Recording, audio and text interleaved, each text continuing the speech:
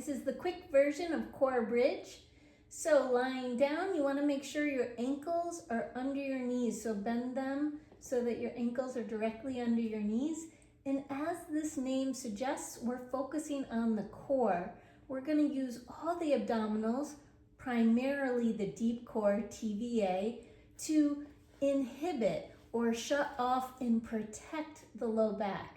So the focus again is going to be that deep core with a little extra abdominal support throughout the lift of the hips. Even though it's a gluteal strengthening, we're coordinating those glutes with the core, protecting the low back. Here we go. So I have my ankle under my knees, about hip width apart. And from here, I start my 3-part TVA. Pubic bone to tailbone, those two bones coming towards one another. Belly button down towards the floor and tightening against the poke. The fibers are here, they're going towards midline, and ribs down and in, these upper fibers right here. So there's the deep core. Now I'm going to add a little bit of rectus abdominis with a slight pelvic tilt. So I'm just keeping that lower part of my spine flat, but you have to make sure with that pelvic tilt with the abdominals that you still kept on TVA. So double check that your belly button to backbone is down and in.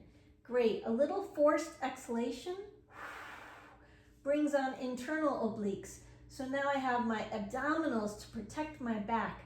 My focus will be here. I'll keep my arms off so I don't use them. Now I'm going to add squeezing my buttocks and then pressing through the heels while I focus on my abs, focusing on my abs. Gracie's going to come help.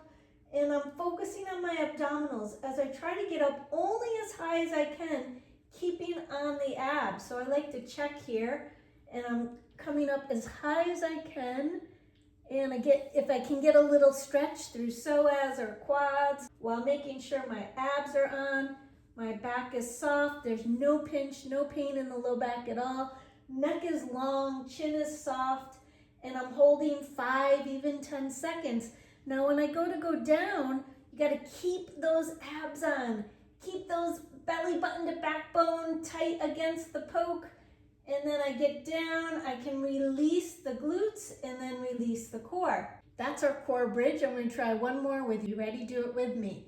So if you're lying down, your ankles are under your knees, pubic bone to tailbone, belly button to backbone, tighten against the poke, ribs down and back. Great. Forced exhalation, a little bit of a pelvic tilt. Stay focused on your abdominals while you squeeze your butt. Don't lose your abs when you squeeze your butt.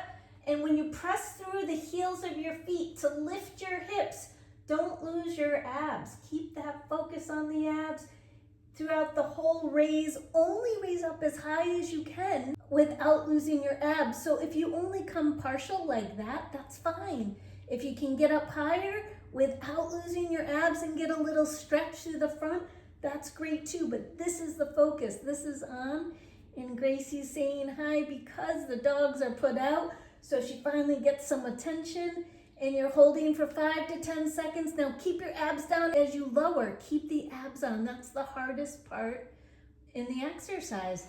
You have it. So that's your quick version of core bridge. And remember, the reps are based on where you're at. So maybe it's 5, 10, 15, 20. If you're working with me, we've already given you a number.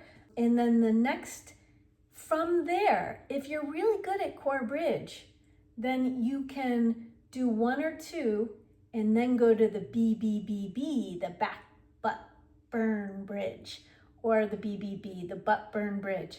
Okay, I'm gonna do a quick version of that next.